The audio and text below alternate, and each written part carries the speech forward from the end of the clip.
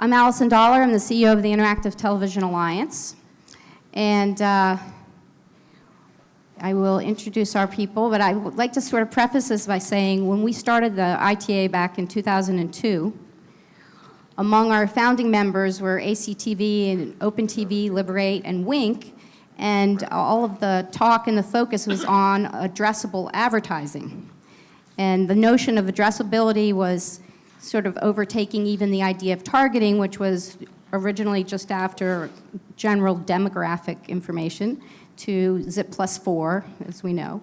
And then now, of course, we've migrated even further to the sort of that next iteration of that, which is transactable advertising that's also, of course, targeted and addressed. Yeah, so I think sort of as an opening notion, let's kind of keep that in the back of our mind. Let's see, I'm going to go in order, and sorry, there's so many, I did have to kind of number this. So it's Tal Chalazin, who's CTO of Innovid, Tobias Schmidt, who's the CEO of YY, Alex Terpstra, who's CEO of Civolution, Pooja Midha, who's SVP of Digital Ad Sales and Ops of ABC, which is a huge job, my goodness. And next we have is David Klein, who's COO of InSequence, which is one of the venerable companies and actually founding member of the ITA as well.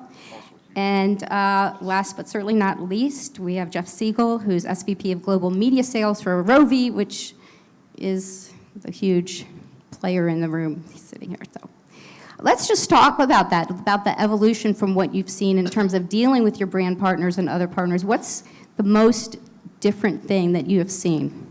Well, we start over with David. Are you guys comfortable there? Because somebody can come on this side. Make a living.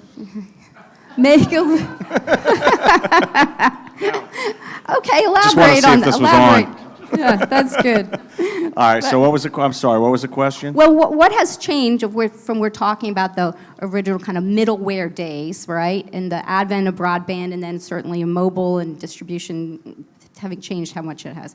What do you find different in working with the brand partners or trying to work with them? Well, what I've seen over the years, and you know, I've been with InSequence now since the summer, but in my previous life I was with Cablevision in charge of all their ad sales for local and national ad sales for 16 years. And so I'll draw on that. What I've seen is a huge acceptance by a lot of the buying community and brand managers to want to be more progressive with their television buying. And what they're doing, you know, if television doesn't change, it's just going to stand still and die. But what they're trying to do, and what we're trying, companies like ours and many of the companies up here, are we're trying to do is to get them to make the television more powerful. And one of the things we're doing to do that is to make the 30-second, 15-second traditional spots much more powerful for the advertiser by making them interactive.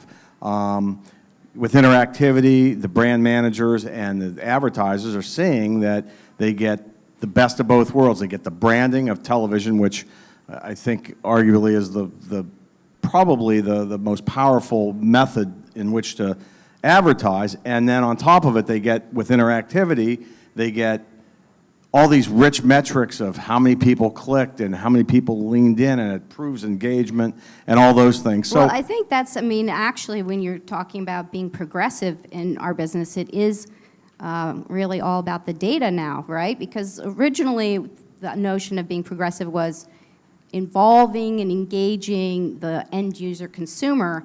And now, so Pooja, maybe you want to address that from the standpoint of an ABC. What it means progressive to you, what does progressive mean to you in that context? Well, I think that, I don't know if I would agree that TV is going to stand still and die if it doesn't get better. I think it's actually very healthy and doing extremely well. I certainly think we believe in the promise of technology to further enhance what's happening on television and in that space. I think that, you know, the current 30-second spot is still a very powerful vehicle. There's probably no more powerful vehicle right now at scale. But again, I think that all the work that's happening in interactive television does have a lot of promise and is very exciting, and something that, you know, we're excited to see marketers and broadcasters lean into. In terms of the data being so powerful, we hear a lot of conversation about that. I think right now, though, it's figuring out metrics that are meaningful and that actually you can look at across a campaign and then across different platforms. That's something that's still escaping, really the industry. And I think that's probably what's holding back further investment or maybe making it slower to happen than maybe all of us would like. So Alex, and then obviously Tal will talk about that. Go ahead. So what we see is that companies come to us talking about the effectiveness of TV advertising, even though it's still a huge, powerful platform, and nobody is in disagreement there, I think. If you do zoom into the effectiveness of advertising, it is changing. And I think we're all changing our behavior. We're all multitasking now while we're watching television. And in particular, during the ad breaks, we're multitasking. And so the second screen device actually is where our attention is going to a large extent during the ad break. So where I agree that interactivity around advertising is very important, I actually do believe that the second screen is the proper device to have that interactivity rather than, or at least it's going to be more important than the first screen in my view, because it's the screen that we already have in our hands, we're already using it for many different things to do. And that's actually also what we as a company are focused on, to extend the first screen advertisement experience all the way down to the second screen and bring that interactivity fully synchronized on the second screen. I wanted to chime in real quick and say that we see two things that are mainly changing. One, taking what David mentioned, is finally interactivity is making it to prime time. So interactive video has been around for decades. I don't know, the Jennifer Aniston sweater was in the late 90s that people were saying that you can click on things on television and buy them. But it's been kind of a pipe dream for a long time. And now we see that it's really making it to mass scale. And I think the second thing that is making it happen is that it's finally available everywhere. So advertisers are not needed to kind of think in a silo way and say it can only work in these scenarios when a user is using this device and on this type of network in this screen. Now it can really travel between any type of screens that is out there on an Xbox, on an iPad, on a desktop, on a smart TV. And an advertiser can really tap into this dream and say, I want interactive video and I want to deliver it everywhere. I agree with what has been said here. I think from our perspective, I can't tell too much about the past because we are a rather new player focusing exclusively and primarily on second screen devices, on synchronizing advertisement on those mobile users that exist in great masses today. And I think when talking to our customers and partners, one thing that I observe is that what must have changed is that traditionally TV was a mass medium. The big advantage was reach. And now on these multiple devices, second screens, connected TVs, there's a lot more fragmentation. And I think what we as an industry and also what technology has to help is not only make it possible to have sort of a prototype kind of one-to-one synchronized advertising, but also to make it a business model that's attractive for advertisers and for the whole industry value chain. And therefore, we also try to make it easy to book second screen advertisement and to allow advertisers in this fragmented new market that is sort of new to everyone to still be in the position to reach a great mass of users. And well, I think and so Jeff, obviously, Roe v., you have incredible, crazy amount of reach. And Crazy. I mean, the numbers are pretty amazing if you look at Roe's numbers. So the notion of what is progressive or not progressive, and you're talking from an operational standpoint, the stuff has to get out the door, right? So there's sort of the bifurcation of the notion of neat and cool things to do to engage consumers, to prompt a transaction, and what that call to action looks like now might be different, but the expectation has certainly changed that all that data, all the way the metrics are done is all going to come back to them almost in real time. And that's certainly a sea change there from not very long ago. Yeah, I mean, we do a ton of research, arguably probably more than most, on how people consume content. And I think what we've learned over the last 20 years or so is that people want to interact with video, whether that's within a show or advertising or whatever. We also believe that, it's not just going to be the second screen. I think for some people it will be, but it will be about personalization. And, some people may be comfortable with a second screen device. Some people may be comfortable with remote control, maybe a smart TV, maybe a gaming console, whatever. People will find good content on any device, and they'll watch it, and it'll be customized for them.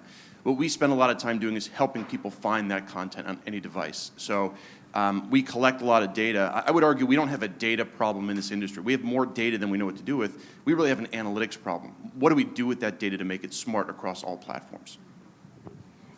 Well, and also, again, it gets across the sort of time axis. So I'd like you guys to talk a little bit about synchronization. We've got a couple of products here, and many of you do, that kind of address that exactly. So Civolution and YY, both of you might want to jump on that. Yeah, from a YY perspective, what we do is basically we monitor the TV program in real time and detect content, in particular advertising content. And the moment we find that a TV ad is being aired, we, through real-time bidding, buy ad inventory that's out there on mobile devices with the users that are most likely to watch that particular type of content. So there's basically two parts of matching. Part number one is identifying when a TV commercial is being aired, and part number two is identifying what are the users out there that are with a high likelihood watching that TV commercial. And then through real-time bidding, we buy this inventory and offer advertisers basically a one-stop shop solution for second screen advertising. Because what we find in the industry is that there are a few players with dedicated second screen apps, but to be very honest, it is limited. And out of these 3/4 of smartphone users that apparently, and I think it's true, use their second screen device while watching TV, only minority is in actually dedicated second screen apps, and a large majority is doing different stuff. They use their social media stream, they read emails, they read the news, they might be distracted. And also these users we want to reach, and therefore we buy into that inventory out there that's traditionally not TV related and make the link to the TV ad. Well, just one thing, we actually find that is the rule rather than the exception. And when people are watching content, they're 90+% of the time not using their second screen device to work with the content that's on the screen. It's actually doing something else, surfing, social, or whatever. But again, I think that device still is the first device that you want to use if you want to interact with content. You will use something that you have in your hands rather than, I think, the remote control of a traditional TV in that sense. I agree that we do a similar thing, but we position ourselves slightly different. So we don't buy ad inventory, but we do the identification of advertisements on TV, but then on a very large scale. We do that on about 2,200 TV channels worldwide. And we connect that directly to the guys that do, let's say, large-scale inventory buy. So already the existing players in the value chain, the ones that advertisers are already likely to be using today. So we connect that real-time identification service to what is already existing in terms of real-time bidding today. To just comment on this, first to clear something up, I agree with you. I think I even wrote an article a while back on the 30-second ad as death has been greatly exaggerated. I think it's still very alive and well, and a lot of the things that a lot of our companies are doing are making them even more relevant and more powerful. So that aside, talking about the second screen, in Sequence, our company is sort of the bridge from today to the future in terms of today, if you're an advertiser, you have to have wide distribution. You need a lot of eyeballs. And right now where those eyeballs are on traditional methods of distribution, in the 75, 80 million households through cable networks or broadcast networks with over 100 million. So we're cognizant of that, and we're really trying to make those ads more relevant and more powerful by adding interactivity to them. But we've also got our eye on the future, too, with smart televisions and over-the-top devices, as you were talking about. But if you're an advertiser today, you need to have that scale, and you need to have that big audience to make your advertising powerful. But we do believe, and no one's here naive, we know that some of the viewership's going to these other devices, so we will be there when there's a critical mass for advertisers. Well, let's talk about that, because most of you are working with extremely large brands, and many of you are working with some of the same brands because, as we all know, there tends to be the corporate culture in some places where they are more progressive or not. So you see a lot among automotive or Red Bull and Samsung. Many of them you all work with all the time. So, and Innovid is clearly has a commitment to reinvigorating pre-roll. So that's, you know, right there, pretty innovative. So we're here to talk about innovations really specifically in the real world. So let's go back let's start at the end with our Rovi friend. And what's some recent example of something that you thought, okay, this is really pushing that envelope? Because we keep coming back to the crux of the matter here, which is reach and scale, right, versus timeliness, versus all of the personalization side and the direct transaction, and they still are a little bit at odds. So anytime we're finding things where you can bring those together, we're measuring those in success, but then how are they measured? So talk about an innovative thing you did with a brand, and name the brand if you would. Thanks. Yeah, I would add to reach and scale, I would add functionality, consistency, and the analytics. I think what we find is we have done now thousands of campaigns. We look at video across all platforms, whether it's mobile, tablet, web, connected devices, or set-top boxes. We're really one of the only companies that has access to all 5 of those. We collect data back from that. And we scale these advertisers across all these platforms to make it easy for them. But I would say that the advanced platforms will not scale until we get people to use the devices and until it's easier and fits into the back office of the agencies. Today it's still, you know, chicken and egg in a lot of ways, and we are fighting for every dollar to get on the platforms because it's not easy to buy. It's easier to do the creative because we scale the creative across all platforms, but it's not easy to buy. It doesn't fit into one of the neat planning buckets in an agency, and it won't for a while, so we have to kind of get over that fact. There's no standards across all the different devices, and that will change at some point.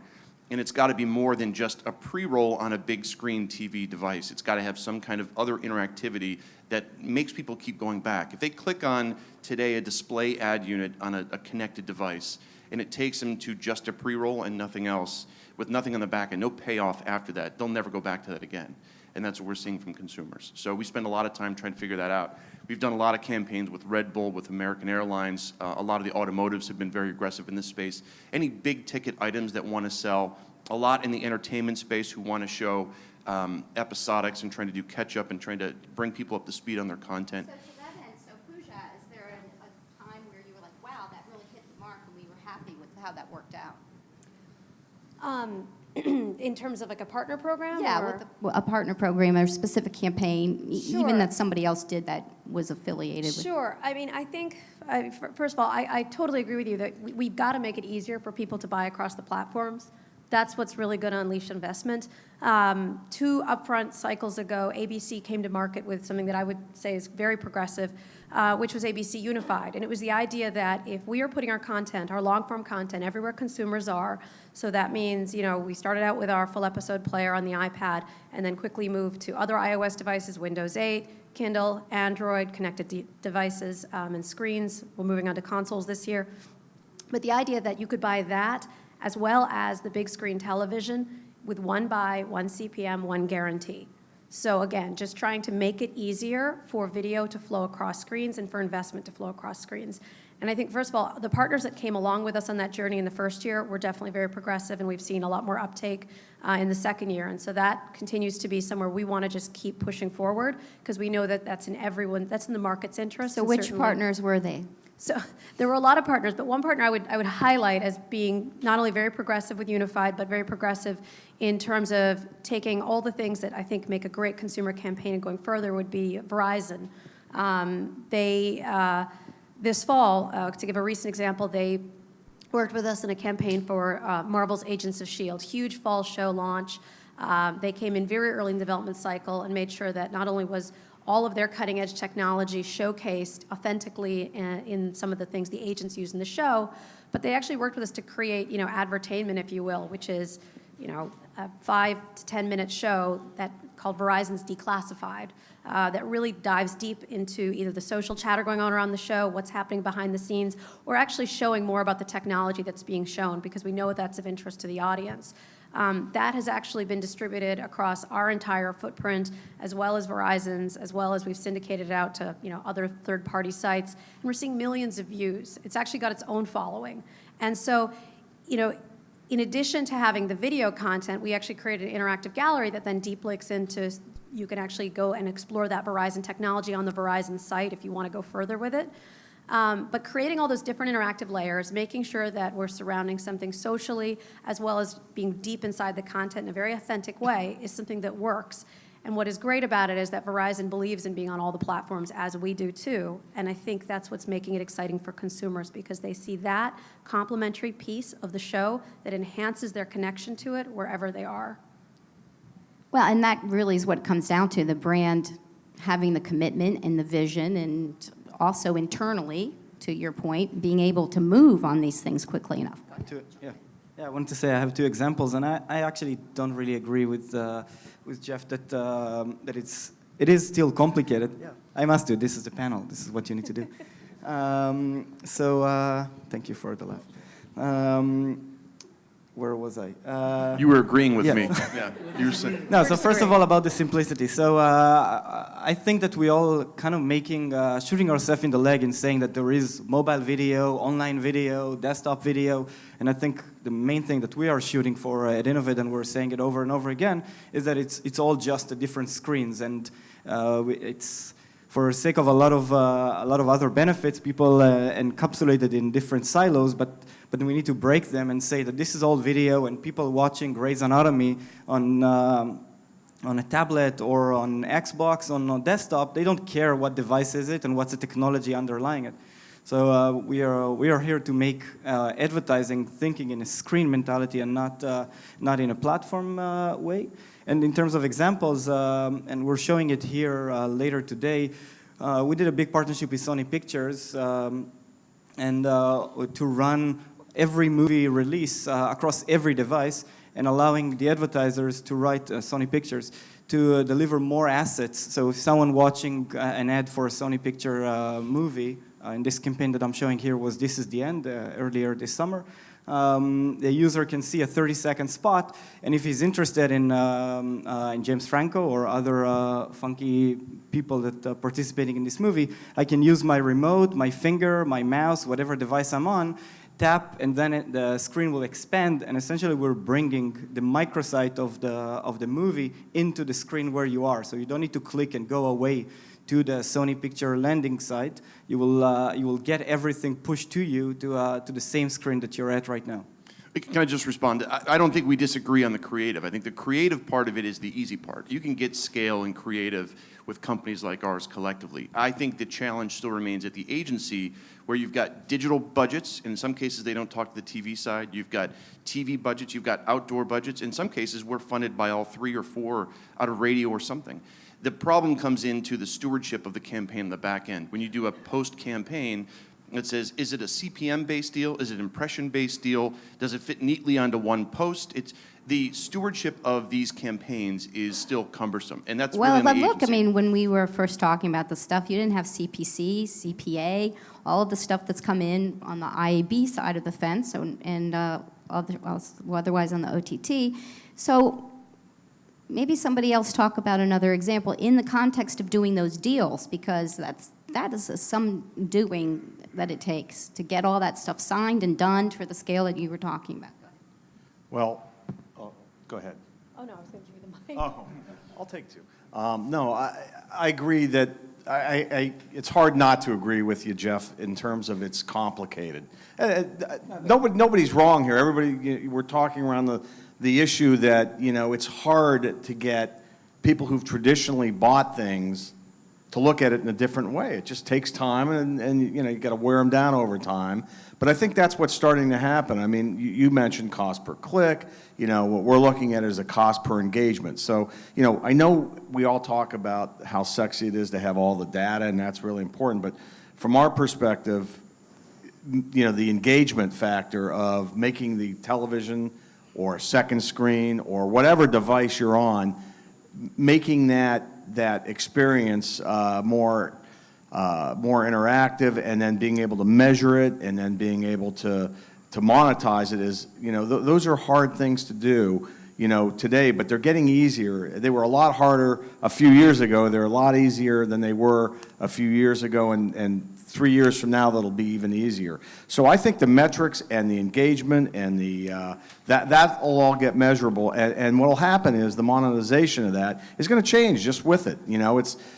Soon someone won't pay a CPM on it like they do traditionally on television. Maybe they'll be paying a combination of a CPM and a cost per engagement. So if somebody's engaged with your ad, that's valuable, and you'll get paid on that. So it will change. It just, there's a lot of legacy things out there, and Well, and much of the just takes legacy, time. well, often we focus on technology when actually it's just operation structure, and even in fact, how people are compensated, right? They're not really rewarded necessarily to get out of those silos. So that sort of leads me to the other thing we were talking about of when you've gotten a brand to say yes. What is it where they've said yes, or what has been those factors? Tobias, why don't you give us an example of some of the things you guys are working on? From my perspective, what we're targeting as customers currently is those that do already TV advertising, traditional TV advertising, and make it easy for them to book complementary second screen advertising on top. And that's actually something that we find advertisers are very open to. That's what they're looking to these days.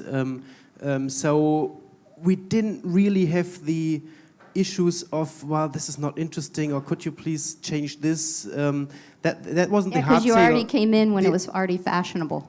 I think it still is a Because, very fashionable... it all is whatever sort of is trendy at the time, and not to demean it at all. It's just that there's a lemming quality that happens, and some of that's driven by Wall Street, fortunately, or not. So go ahead. So I think it's true. It's a sexy topic. Advertisers are generally willing to do it, but they want to have it easy. Little work must fit into their budgets. So that's really where the work is, on the sales side, on the organizational side, in sort of tapping into it. And then what I also feel sometimes is a bit misunderstood is now it's all digital, it's all measurable, it's all clickable. So let's take the web metrics and use them for TV. I don't think it's good either, because one of the big advantages for TV used to be and still is reach and also brand campaigns. And if you have a brand campaign and want to sort of combine it with a second screen campaign, which I believe makes a lot of sense, and we have done some tests and studies on that, it's not right to sort of measure it by the number of clicks, because still this sort of brand impression, even though it was on a different device, is with the user. Yeah, the awareness is still very important. So exactly. give a specific example. Recommendation is, a lot of discussion is about the reporting structures and what to measure, and stick to the traditional TV metrics and make them sort of adapted to the web. Like there's a measurement like active GRP, which is promoted by Google and others, which is sort of gives the media planners and the advertisers a measurement that they are already used to and extends it to the digital world. I think for many brand campaigns, that's a good way of doing it. Maybe I can add another example that where we've been working with, where simple metrics actually were found very important. That's, for instance, to connect social advertising with TV advertising. And then large platforms. So one of the things we did with one of our ad partners, Optimal Social, was to drive ads on Facebook through the Facebook Exchange in sync with TV spots. And there we ran together with optimal control groups to actually measure how people were responding to those ads. In this case, it was also an entertainment company, not Sony Pictures, but a similar one for a movie release as well. And what we saw was that we ran 3 control groups to compare the results. And one was just measuring clicks on the ads on Facebook without being synchronized to TV. One was the same brand and same ads synced between TV and Facebook ads. And the third one was actually competitive. So it was Facebook ads of our advertiser, but they were synchronized to competing ads on TV.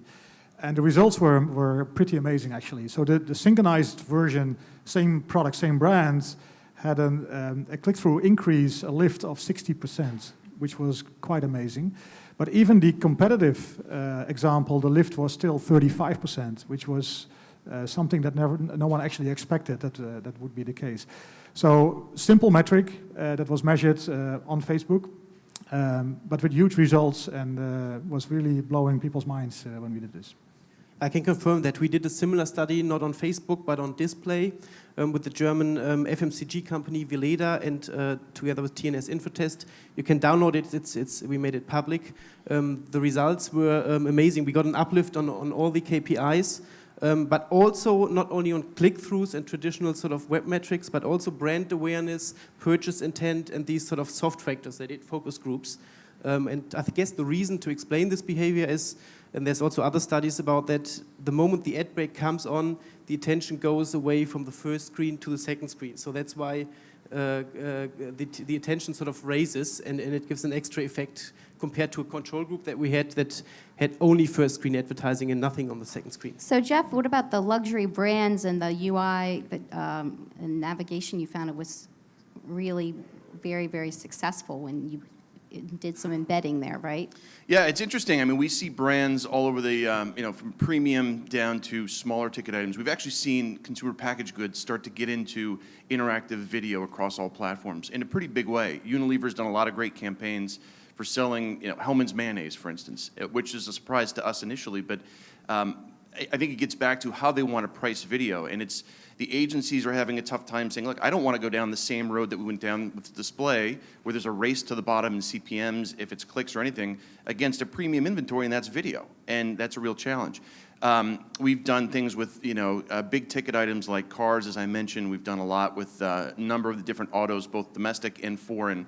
And now they're repeat campaigns, which is encouraging. So I think they've figured out where those bumps are in the road, and we've helped them work through that. But Lincoln's done a number of campaigns. I mentioned American Airlines has done a lot with us. Unilever's done a lot with us. In the UI, Yeah, because it was an actual study that you commissioned, or that was just based on internal fact finding? Yeah, it's been in the UI, and it's studies that we commission. So the thing that makes, I think, what we've really focused on is search and discovery across all platforms still is scalable, because people have to look for apps, music, books, games, TV shows, whatever it is, across all these different platforms. So what we find on smart TVs, for instance, is people sometimes just go right into Netflix. They don't use the apps as much as we'd like them to. But the interface, they're surfing around, they're trying to find out what they want to watch, and we're serving them with ads as they're going through that experience. So we do ads, and we do research on how they're interacting with those ads, and we also do a lot of panel-based studies to see if they like the ads, what size they should be, what color they should be, all that kind of thing. So Pooja, go ahead. Well, I just wanted to add to this, the business that I'm focused on is not necessarily, as deeply involved in the interactive layer as I think some of the other companies that are here.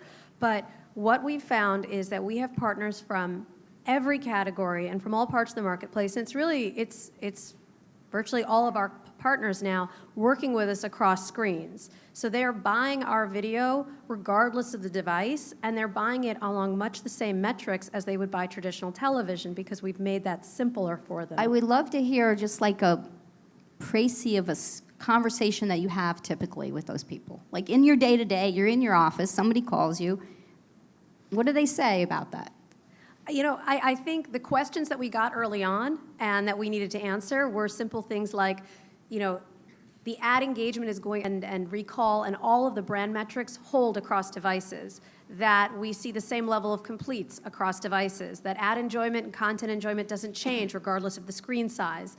That actually, when you run across devices, you reach some of the most desirable parts of the ABC audience. You reach people that are generally younger and more affluent. So, I think those were the questions that we got asked that we had to answer, and those are the answers we've given. And it really has made our business very different than it was 4 years ago.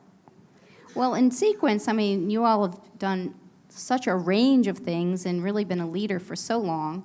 What's your perspective there in terms of having those conversations with those brands? They come to you, and a lot of times they're probably still asking for custom solutions in a way, which seems kind of odd when we're talking about scale. Yeah, that's a great point. And the focus of the company now is, we'll do interactive in-programming applications, but more and more now where we're heading is to try and build our a national platform for advertisers, because that's really what they're asking for. They want to if you're a network such as yours with 100 million households, or a cable network with 70, 80, 90 million households, you want to have all your subscribers be able to interact with ads. So our focus has been, of late, trying to build that out. And, you know, we have right in this room after, a newsmaker session to talk a little bit about some news we have with that. So you know, from our perspective, you know, I've had a lot of conversations with advertisers about this national ad platform, and I will tell you, they're very jazzed about it. They want to have an easy way to make an ad they're already spending, you know, millions of dollars on to be displayed on cable networks or broadcast networks, made interactive, and that's really the focus of what we're doing. So I can't give you any specifics yet, because we're launching in the first quarter there. But I will tell you, you know, we wouldn't be going down this road if there's not a need for it and a voiced need for it, and we're hearing that. So again, I started off the panel by saying we're sort of the bridge from today, where a lot of eyeballs are, which is on the main screen, but we're certainly aware of where they're going, and over time they're going to go to other devices, and we think those devices won't be as difficult to get into as it is to get into say, the Hopper for Dish or Comcast set-top box. Well, and a lot of that comes down to watermarking, fingerprinting, all of that sort of stuff. What is the panel's view of Ad ID? Because it comes in and out of discussion, and certainly 4As and A&A are still behind it. We've endorsed them way years ago, but it's not in common parlance to the point they're saying. What do you guys think? One of the things that we actually think about it is that Ad ID could be a very helpful tool, but it's not an open platform. So we would love to see Ad ID opening up and make it available to the whole industry, which I think would be an advantage for Ad ID as an organization. It would be an advantage for companies like ourselves, but also for our customers. I think it would be an advantage for everyone. Okay, so from your lips to God's ear, it's going to go out. So I want to shift gears just a little bit and last 15 minutes talk about future, because we always end up doing that because we can't help ourselves. But right now, who would you say are the largest, the big companies that are having the largest influence on, and we're just going to start over here with you, Tom, on what you're doing right now, and obviously why? Sure. Thanks. The largest influence on what we're doing, I don't know, Innovators?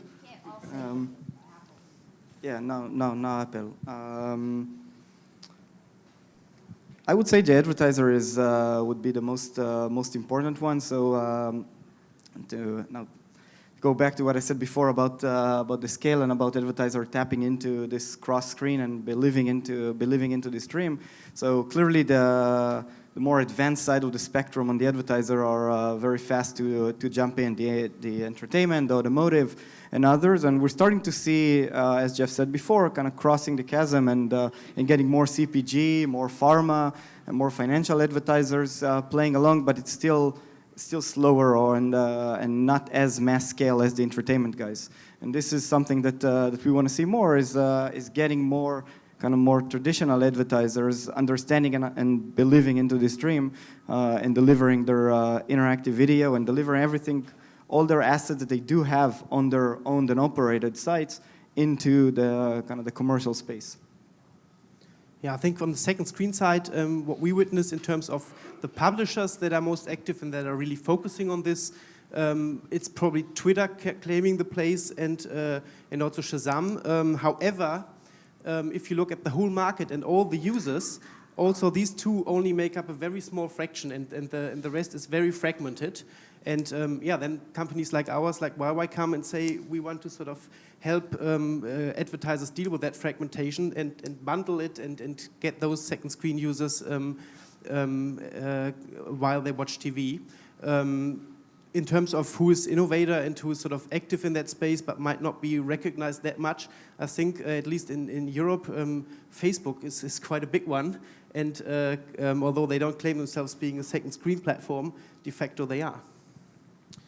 So from Civolution standpoint, and again, we promote this synchronized advertising experience, really bridging the gap between TV and digital.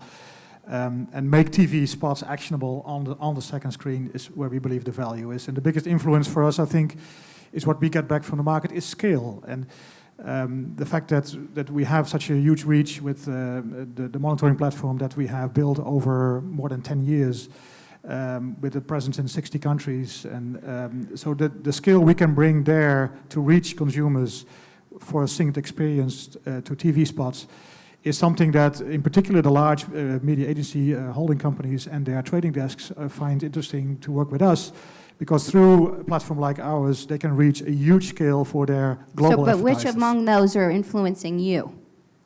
For instance, a company we do a lot of work with is a company called Xaxis, part of the WPP group. So we do a lot of work together to really fine-tune the whole synced experience and roll it out and push it out at scale, and the reach that they have in terms of their scale of buying inventory, our scale in how we can actually monitor TV channels and sync to ads on TV at scale. That's a perfect match.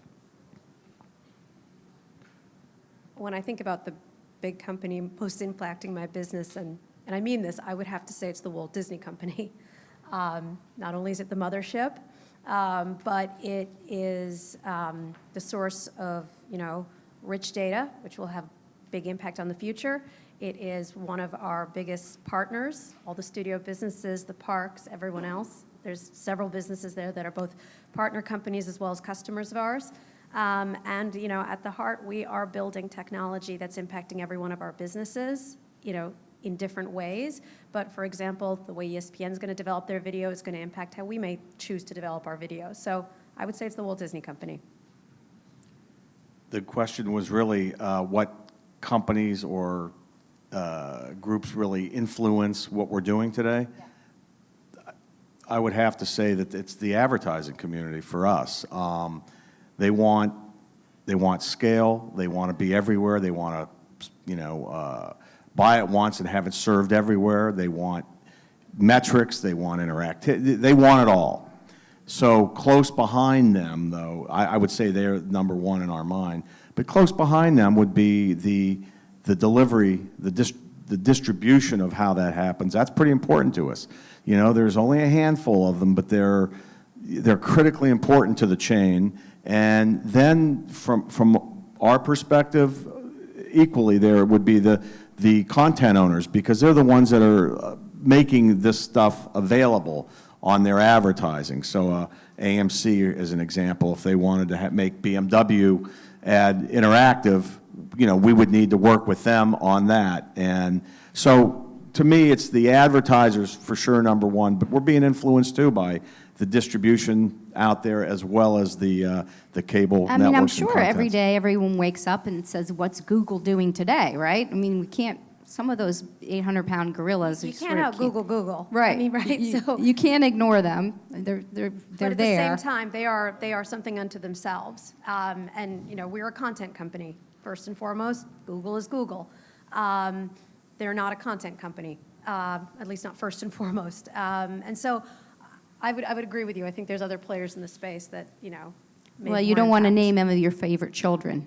No, But I mean, I have to say I that agree though that like the MVPDs, for example, Right. very important partners. Very important to what happens next. I think that. To me, that's more interesting actually for our business than what Google's up to, because like I said, you can't out Google. Well, and I think, we've kind of come full circle in this conversation, and which is there are really only about 50 brands where we see them everywhere, right? It's the same automotives, it is the same studios, the ones where they have management where that is progressive and has an idea about how to move these budgets around are the ones that are doing it. They're the ones getting nominated for the ITV Emmys. It's the same people, basically.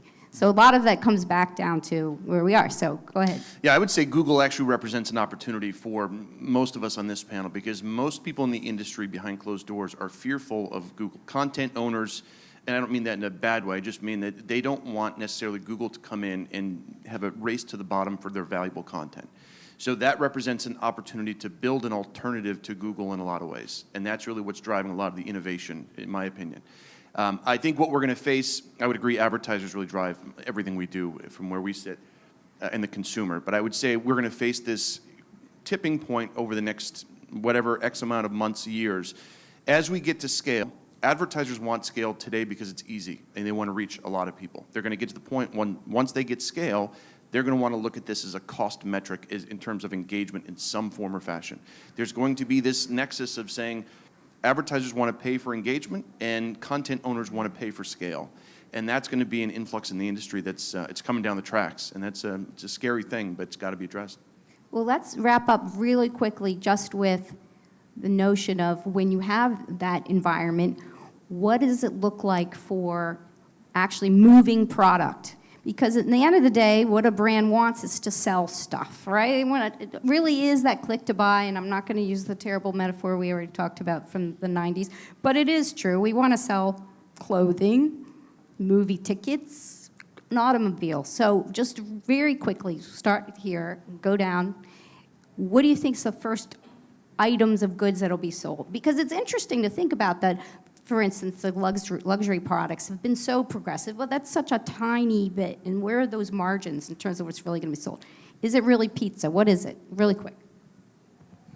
Product that will be sold through interactive advertising? Among the first things that will be a big move. I don't know, e-commerce, Amazon, retailers. Looking into our client base, I think it's virtual products like telephone contracts, television subscriptions, and these kind of goods that are sort of easy bookable through a click. I agree with that. One example we saw in the Netherlands when Netflix launched in the Netherlands a couple of months ago. So we provided the syncing, and we saw a huge amount of Netflix ads on all digital platforms in sync with their TV spots, and that really helped them to sell the early wave of the subscriptions. I think I would have to concur. That seems very logical, and you guys are far closer to this, so I'm going to defer. I think it'll be service-oriented companies, travel, that we found, when we were doing this, something that's very visual, that gets people to respond and has a lot of content. Those are going to be the people that click first. But then I think, I can't think of one category that probably wouldn't want this. I look forward to the day when I can sit in my bed, never leave, and just press a button, order anything I want, and send it to my 3D printer, and it'll be right there. Or Get it with drones. Delivered to my front door through a drone. I guess I'll learn how to fly drones. That'll be my next job. Well, on that note, I will say we'll keep an eye out for those drones for you. I do think apparel will continue to be big for the same reason, because there's the cultural identification, and it tends to be trendy, and those things that spike or not, and you get a hit. And you look at QVC and HSN, which of course has tracked that behavior in a very different way. But when it all becomes infotainment, advertainment in something else altogether, there's going to be a lot of Mickey Mouse ears sold. And I would just totally like to say, please don't forget retail and immersive environments and closing that loop in the final distributed video to anywhere we are, what that might look like too. Thank you very much for being with us this morning. Give them a big hand. Thank you.